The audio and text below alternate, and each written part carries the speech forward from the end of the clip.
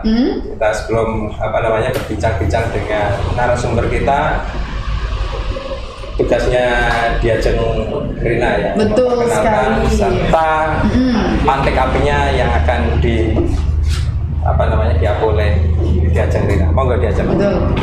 Sebelumnya saya sapa dulu untuk narasumber di episode yang ke-50 ini. Selamat datang Mas Tatak Adi Sasono. Halo. Selamat datang. Ya. Selamat datang di Jatigeni, Mas. Ya, selamat datang. Iya. Terima kasih. Nah, sebelum kita ngobrol lebih jauh lagi, ada sesi yang harus dilalui, Mas. Ya. Namanya adalah sesi pantik api. Oh, seperti apa itu? Seperti api. Seperti api. Sesuai dengan namanya, cetik geni, berarti ada percikan api. Sebelum kita bakar-bakar nih. Oke. Ya, boleh. Nah, di sesi ini ada 10 pertanyaan dengan 2 pilihan kata yang harus dijawab secara cepat oleh narasumber. Bagaimana Mas Tatak? Udah siap? Siap. Siap. Yang pertama, buas atau jinak? Buas. Kandang atau ladang? Kandang. Tekun atau sabar? Tekun. Rumput atau jerami? Rumput. Modern atau tradisional? Modern. Kering atau basah? Kering. Dikotil atau monokotil? Dikotil. Import atau lokal? Lokal. Jantan atau betina? Jantan. Nah, yang terakhir nih Mas Tatak, dijawab secara cepat ya Mas ya.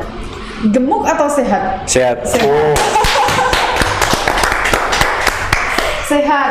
Berarti Aku seneng gemuk. gemuk belum tentu sehat. Kalau sehat notabene Sehat. Ya. sehat. Nah, di episode yang ke-50 ini dengan narasumber yang sangat multi talenta ya Pak ya. Ya. Selain bidang pendidikan juga bidang bisnis, terus bidang apa lagi Pak? Oh, banyak sekali. Pertanian. Iya. Wah, Saya ini sebutkan dulu untuk ini. ngeri ini apa namanya? Perjalanan karirnya mungkin ya. Wah, ini ya. Iya. Profilnya ini. Profilnya. Pernah menjadi business konsultan di PT Palladium International Indonesia. Bisnis konsultan di PT Palladium. Iya.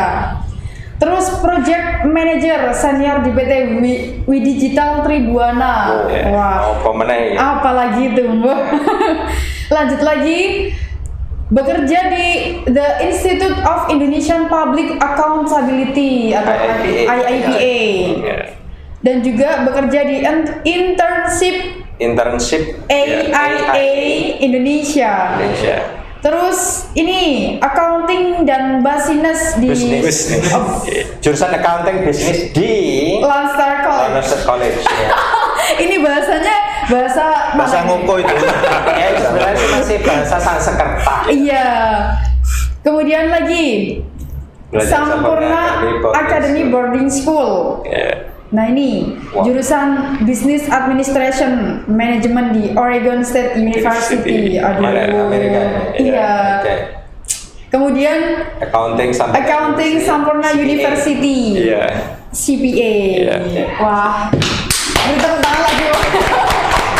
Pendidikan karirnya sungguh luar biasa. Luar biasa. Akademiknya udah lah, nggak usah nggak diragukan lagi. Nggak diragukan lagi ya. Tapi kita akan mengulik bagaimana sih bisnisnya. Pemikiran bisnis ada di sana, pemikiran sosial politiknya barat di sini. Ya. Pemikiran timur di sana. Sebelumnya saya pantik dulu ya untuk narasumbernya. Ya. Nah, Mas Tatak, sebelumnya untuk mengawali bisnis ini tuh bagaimana Mas? Kok bisa muncul ide bisnis ternak sapi itu bagaimana? Oh ya, karena memang gini. Dulu sebelum beternak itu sudah banyak mencoba ya, misal kayak bikin dulu saya aktif sebagai investor sebenarnya dan trader di forex dan saham kayak gitu, dan cukup oke lah kayak gitu kan. Udah lama itu? Mulai tahun 2015. Oke. Iya. Sampai berapa tahun gitu? Jadi sampai 2020 kayak gitu. Ya. Karena memang pas pandemi mikir kayak toh sapi juga sebenarnya kayak saham, growing asset gitu kan. Jadi lebih secara psikologi lebih enak gitu. Kita kalau saham kan uang masuk tapi cuma lihat angka, nggak megang barang. Sedangkan kalau kita sapi gitu kan, kita beli, tahu barangnya, tahu gemuknya, besarnya gitu kan, toh juga naik nilainya, sama aja. Kayak aset bergerak gitu ya. Jadi saya putuskan untuk ngambil uang di saham kayak gitu kan, pindahkan semua ke sapi kayak gitu, ternakan kayak gitu. Karena memang ini kalau saya iniin ya kayak gitu kan. Jadi sektor agriculture khususnya di bidang peternakan itu cukup seksi dibilang kayak gitu. Ya karena memang sekarang kan notabene digital gitu kan. Siapa sih nggak kenal? Semuanya serba online kayak gitu kan. Kita mau dari bangun sampai tidur lagi gitu kan. Itu pasti yang dipegang HP. Bagi generasi milenial, fakta ya. Bangun tidur entah buka. Tapi ini ada kelihatannya ada link yang pengen harus dijelaskan terlebih dahulu. Kan anak-anak muda sekarang lebih banyak kan ke forex itu ya. Lebih ke sana. Ini malah dari forexnya malah ke bisnis yang lebih terlihat. Karena resikonya kan besar. Gimana itu? Gini, jadi sekarang kan lagi hype-nya ya, hype atau lagi ngetren. Kalau jadi trader tuh keren gitu kan, kayak kita udah paling kaya raya, paling keren gitu. Tapi faktanya itu gini, trader itu kita harus benar-benar tekun kayak gitu kan. Jadi harus baca berita itu nggak hanya berita nasional yang kita baca. Jadi berita baca internasional global kita tarik ke nasional sampai akhirnya kita mampu memutuskan untuk membeli atau menjual. Kayak gitu kan. Lah, tentunya di sana itu jantung yang dilatih ya kayak gitu kan. Saya pernah sehari 3 jam 50 juta kandas gitu kan. Iya kan, trading kayak gitu. Besar apa kecil 50 juta? Waktu itu saya umurnya baru 18 tahun ya. Ya notabene beasiswa lagi kayak gitu. Jadi itu emang besar banget kayak gitu kan.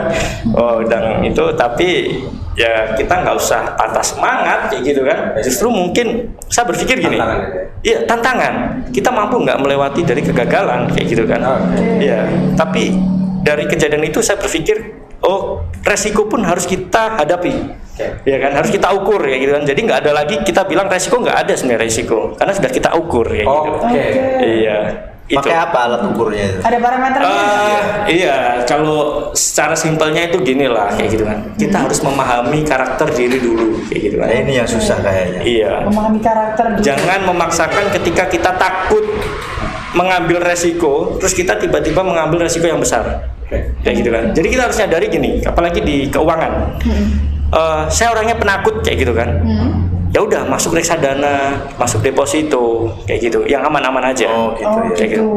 Tapi ketika udah punya, saya suka ibaratkan kayak resiko yang besar dengan return atau pengembalian keuntungan yang sangat tinggi. Masuk saham, forex kayak gitu. Itu senam jantung kayak gitu kan ibaratkan. Kalau kita untung ya untung high risk, high return. Yes, itu dia.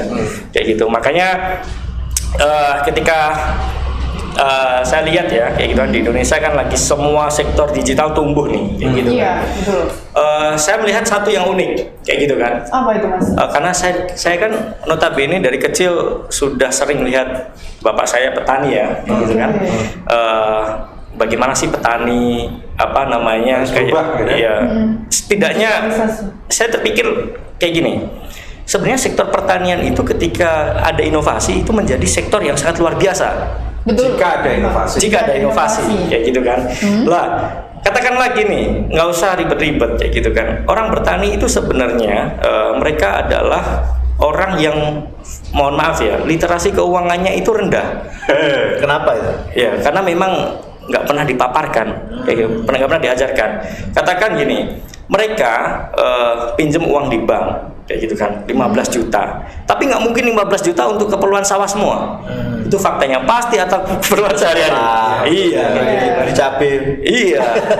Lah artinya apa? Sebenarnya mereka kalau udah disiplin secara keuangan itu bisa untung. Uang bisa muter dengan rapi, gitu. Karena udah terpecah semua, nggak bisa dipisahkan antara kebutuhan pribadi dan bisnis kita usaha kayak gitu kan. Ya akhirnya mereka bilang, wah ini nggak untung kayak gitu kan. Ya sebenarnya kalau kita lihat return dari agriculture itu sangat tinggi. Bisa kayak misal katakanlah sepele padi, modal 15 juta, panen bisa 25 juta minimal. Itu fakta gitu kan. 4 bulan kayak gitu kan. Makanya kita nggak pernah ini kayak gara-gara termindset udah petani itu yang kotor kayak gitu kan, petani itu pekerjaan yang dipandang sebelah mata, nggak asik lah. Ibaratnya kalau ditanya kerjamu apa, saya petani kayak gitu, ala orang desa ini. Oke. Kalau tadi tentang inovasi yang stuck itu tadi gimana? Iya, jadi inovasi ya kayak gitu kan. Berangkat saya sekarang kebetulan lagi fokus di peternakan sapi potong kayak gitu kan di Tuban. Saya berpikir lagi gini, semua sektor agriculture sekarang sudah mulai terdigitalisasi gitu kan. Ya sama lah kayak ini cetik geni. Oke, sebentar. Tadi tentang beberapa kali dikatakan tentang agriculture. Gitu. Agriculture itu seperti apa sih sebenarnya? Iya, agriculture kita bilang sektor pertanian, peternakan, perikanan gitu kan. Kita bilang khususnya buat generasi muda lah gitu kan. Kita kalau mau bersaing sama generasi tua pasti kalah. Kalah pengalaman. Kalah pengalaman dan kalah modal. Itu Kalau pasar gimana? Tapi kita punya satu hal yang orang tua nggak bisa. Apa itu? Digital. Inovasi. Kreativitas. Tadi tentang pasar gimana? Bisa jelaskan nggak? Tentang pasar ya. Dengan generasi yang tua. Kalau pasar ya jelas. Kalau sekarang gini, karena generasi tua udah punya modal banyak, dia udah menentukan pasar. Tapi faktanya pasar yang ada sekarang itu masih terlalu besar. Ya gitu kan, artinya gini, udah sesimpel ini ya. Potensi masih besar. Sangat besar. Ceruk kuenya ya, kita bilang kue ya. Kuenya, ya gitu kan. 240 juta jiwa gitu. Itu kalau 1% aja udah 2.400.000. 1%. Oke kan? 1%-nya betul. Iya. Kalau sekarang katakanlah nggak usah inilah, kita ngomong yang saya buka data ya. Sapi potong gitu ya. Sapi potong Indonesia itu masih impor 40%. Impor 40%. Masih kurang artinya. Masih kurang. Itu valid ya, data itu valid. Ya valid. Bisa dicek. Pasti setiap tahun impor. Pasti setiap tahun ya. Kok iso gitu ya? Ya emang karena memang kebutuhan kita kurang kayak gitu kan. Dan juga memang kayak daging sapi itu di masyarakat kita kan terkenalnya orang kaya nih yang bisa makan daging sapi. Iya, betul. Fakta kan itu fakta. Ya. Tapi sebenarnya kalau kita bisa bilang ya siapapun berhak makan daging kayak gitu. Itu secara mindset, common sense-nya harus seperti itu. Iya, artinya apa? Artinya ada peluang ke sana. Iya kan. Ketika kita ngobrol gini, konsumsi daging sapi di Indonesia per kapita itu masih di bawah rata-rata. Masih di bawah rata-rata dengan perbandingan dengan negara ASEAN aja. Negara ASEAN. Iya. Artinya sektor ini sebenarnya punya potensi yang sangat tinggi, kayak gitu kan, kayak gitu. Tuban apalagi ya, Tuban secara data populasi sapi terbesar kedua se-Indonesia. Tuban. Iya, kedua lah kita ya, valid lah. Valid ini. Berapa ini per bulan misalkan yang dipotong yang berarti kita nyetok keluar juga sebenarnya. Justru malah banyak trader-trader dari luar Tuban kayak gitu kan, luar provinsi itu ngambilnya dari Tuban. Makanya kan pasar sapi di Tuban sangat ramai gitu kan. Kalau dilihat di situ ada truknya, nggak hanya plat S gitu. Iya. Iya, kayak gitu. Memang dari Blora, Rembang itu banyak. Iya, apalagi Jawa Barat juga kayak gitu. Iya. Lah, sekarang saya coba kulik ya kayak gitu kan, faktanya ini ya. Balik lagi tadi, anak muda itu pasti takutnya karena modal. Fakta kan. Apalagi kita tahu udah sapi, katakanlah sapi. Tata niaganya value chain, apa lagi itu value chain gitu kan, katakanlah rantai pasoknya gitu kan. Dari hulu ke hilir kita rugi nggak ya, untung nggak ya, kayak gitu kan. Kalau kita ngobrol untung atau rugi kayak gitu kan, kalau di sapi ini, kalau pertama ya anggap kalau rugi pembelajaran. Fakta lah kita resikonya. Mungkin gini Pak, pembelajaran untuk memperoleh pengalaman. Iya, karena tapi balik lagi gini. Oke, memang benar generasi tua gitu kan, non milenial itu pengalamannya banyak, modalnya banyak kayak gitu kan, dia sekarang menguasai pasar gitu kan. Tapi balik lagi, toh buktinya udah berapa puluh tahun kita masih impor. Artinya ini kan menjadi masalah yang belum terselesaikan. Sebelum ini bro, apa namanya? Bro, ini. Tenang. Ya. Tadi katanya kan kita sapi itu Tuban kedua. Iya. Pasar kedua di Indonesia. Setelah dari mana? Sumeneb ya. Sumeneb. Oke, setelah dari Sumeneb. Artinya lah itu yang diekspor itu dibuat apa gitu? Apa? Diekspor apanya? Impor. Yang sapi tadi. Ya impor. Ya karena kebutuhan kita, masyarakat kita 240 juta jiwa, kayak gitu kan. Dan populasi sapi itu masih, miris lah jumlahnya, kayak gitu kan. Sangat kurang. Apalagi belum yang dipotong kan sapi jantan. Tapi masyarakat kan ada juga banyak yang melihara sapi betina. Mau nggak mau yang untuk pedaging ini kan pasti kurang. Oke. Iya kan? Sesederhana itu kayak gitu kan. Jadi makanya kayak Tuban kayak gitu kan. Ini yang sangat luar biasa potensinya kayak gitu kan. Itu kita harus hidupkan kayak gitu kan. Harus kita benar-benar kasih tahu ke mana ya. Kalau bisa se-Indonesia kalau Tuban ini punya inovasi, punya karya gitu. Kayak gitu kan. Dan solusinya tadi pada digitalisasi. Iya, kayak gitu. Itu seperti apa ini? Konsepnya seperti apa itu konsepnya? Digitalisasinya sekarang gini, kita bekerja dengan peternak gitu kan. Kita juga harus memahami bahwa peternak nggak boleh tiba-tiba atau ujuk-ujuk ya kayak gitu kan. Kita mengenalkan aplikasi, pasti mereka kaget. Ya fakta kan. Jadi customer journey gitu kan, atau kita sebut dengan perjalanan konsumen kayak gitu kan, pengguna kayak gitu kan. Itu kita harus step by step kayak gitu kan. Artinya bertahap gitu. Pendidikan lagi nih harus. Enggak. Jadi gini, setidaknya peternak tahu dulu kayak gitu kan. Oh, sekarang jual sapi bisa lewat Facebook. Kayak gitu kan. Iya kan? Artinya dia punya pengalaman dulu upload di Facebook seperti apa. Kayak gitu.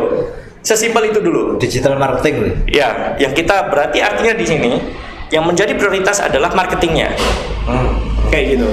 Jadi digital marketingnya harus kita aktifin dulu, perbaiki. Kayak gitu kan. Baru nanti ke transaksi kayak gitu kan, ke hal-hal lain sebagainya, yang mana kita pada akhirnya kayak gitu kan,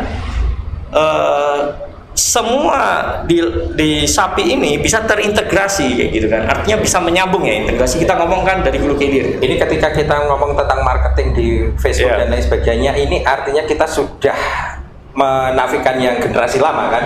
Oh gini. Atau gimana ya? Generasi lama masih kita nggak menafikan mereka, tapi malah kita menggait mereka, mengajari mereka. Jadi kalau dalam inovasi gini jangan sampai ada peternak yang dirugikan, kayak gitu. Siapa yang menang? Siapa yang kuat dia yang menang dong harusnya ya. Iya, justru malah kita harus membuka informasi, akses kayak gitu kan, seluas-luasnya biar apa? Biar fair, adil. Ataukah ini barangkali untuk memutus mata rantai ini? Lah, benar. Tadi ya? Benar. Balik lagi tadi ke value chain-nya karena terlalu kompleks panjang gitu kan. Kenapa panjang gitu kan? Ya pasti masyarakat Tuban ya khususnya tahu ada yang istilahnya belantik gitu kan. Belantik ada levelnya, level desa, kecamatan, kabupaten, provinsi kayak gitu. Mungkin ada level RT kali. Belantik yang berseragam dah kira-kira. Ada nggak yang berseragam? Lah sekarang kalau satu belantik untungnya katakan 500.000 ada 1 juta lah, kali berapa belantik? Kayak gitu lah, peternak terus untungnya berapa? Kayak gitu kan. Artinya itu menjadi halangan juga. Sangat. Kayak gitu kan. Itu kita nggak bisa memungkiri bahwa what's supposed to be. Seperti apa itu? Oke, pertanyaan bahwa saya jawab pakai ini ya. Iya, pakai bahasa Inggris. Nggak usah lah. Padahal sudah dipancing ya.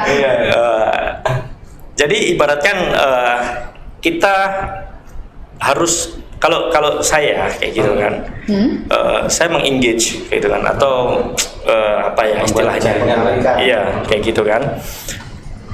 Jadi kita nggak bisa berdiri sendiri kayak gitu kan. Kalau mau buat perubahan ya kita harus yang namanya kerjasama kayak gitu kan, bonding kayak gitu kan. Dari situ di Tuban kayak gitu kan, kebetulan udah ada pilotingnya kayak gitu kan, yang mana ini jadi nggak hanya ngomong kosong ya kayak gitu kan. Jadi benar-benar pengen ada hasilnya enggak gitu kan, coba enggak. Jadi konsep ini saya namakan sebagai integrated business model gitu kan. Jadi sistemnya diambil ini ya, model baru. Sesimpelnya gini, permasalahan peternak apa sekarang? Kayak gitu. Pakan. Gitu Iya, kan. pakan. Katakanlah pakan. Emang fakta karena sekarang Iya, memang fakta. Iya, karena peternak itu 75% HPP atau penjualan? iya, itu memang dari pakan gitu kan. Kalau kita nggak bisa efisiensi pasti akan rugi di awal. Betul. Lah, akhirnya apa? Kita menggandeng pabrik pakan. Kebetulan di Tuban ada salah satu pabrik pakan terbesar Bimafit. Ada ya? Ada, kayak gitu kan. Di Semanding ya. Cukup nggak untuk memberikan tadi? Oh, cukup. Kalau sudah jadi bonding itu Cukup. Artinya sudah industri itu. Udah industri. Itu baru satu aktor. Tapi kita tahu ada permasalahan lagi kayak gitu kan. Apa kayak gitu kan? Oke, mungkin permasalahan ini apa namanya yang menjadi isu penting. Terus kalau udah kita merawat sapi kayak gitu kan, kita mau jualnya kemana? Masih bingung. Nah, kita juga ini engage ya, apa namanya, influence ya, approach kayak gitu kan. Kita mendekati pabrik kayak gitu pakan. Oke, pabrik pakan tidak hanya dapat keuntungan dari pakan, tapi harus berani ngambil resiko apa gitu kan. Beli sapi yang menggunakan pakanmu. Wah, ini kayak gitu kan. Mau apa enggak ini kira-kira? Bermitra berarti ya? Bermitra. Mau apa enggak kira-kira dengan seperti itu? Mau. Buktinya sekarang udah terjadi piloting. Di salah satu kelompok ternak Mugi apa namanya Berkah Farm kayak gitu kan di Soko. Ya. Jadi memang di sana ada satu lagi yang kurang kayak gitu kan, yaitu tentang aspek modal. Modal itu juga sangat penting. Makanya menggandeng BNI. Ya kayak gitu. Bank. Perbankan. Jadi Bang, apakah bukan konvensional ini? Kita tangkapnya seperti ini ya. Kita harus memanfaatkan apa yang pemerintah sediakan, misal katakanlah KUR, kayak gitu kan. Pemerintah mempunyai program KUR, kayak gitu kan. Lah, KUR itu kan bunganya rendah, kayak gitu kan, 6%. Lah, ketika kita punya bisnis itu yang udah terintegrasi, terus didukung sama lembaga pembiayaan seperti BNI, kayak gitu kan. Lah, sekarang peternak mau rugi dari mana? Kayak gitu kan. Contoh simpel seperti apa? Contoh simpel, misal kayak gitu kan. Mas Pipit gitu kan, Mas Pipit peternak gitu kan. Oke, kita bermitra. Artinya nanti wajib pakai pakan dari pabrik gitu kan ya. Nanti dimodalin dari KUR BNI Bank kayak gitu kan ya. Nanti selama kita dikasih target, oke, selama 5 bulan perawatan kayak gitu kan. Nanti aku apa namanya beli lagi kayak gitu kan. Jadi pabrik itu dibeli lagi sama pabrik kayak gitu kan. Artinya di sini Mas Pipit apakah mengeluarkan uang? Enggak kan? Enggak. Kayak gitu. Lah, misal toh notabene katakanlah gimana sapinya mati nanti kayak gitu kan. Ada asuransi sekarang. Ada asuransi sapi. Ada. Kayak gitu. Jadi katakanlah biayanya 1% ya. Misal 20 juta, artinya kita bayar biaya preminya 200.000, ketika sapi mati ya nanti diganti 20 juta. Gitu ya. Ini hampir kayak syariah ya. Jadi memang Sekarang bukan hanya jiwa raga manusia, jiwa raga sapi juga ada asuransi. iya. Itu AJS asuransinya. Apa itu? Asuransi jiwa sapi. Iya, jadi memang kita pengennya konsep ini berjalan, semua pihak juga diuntungkan. Sekarang gini, pabrik pakan dia mengambil hasil panennya, dia juga untung dari hasil pakannya.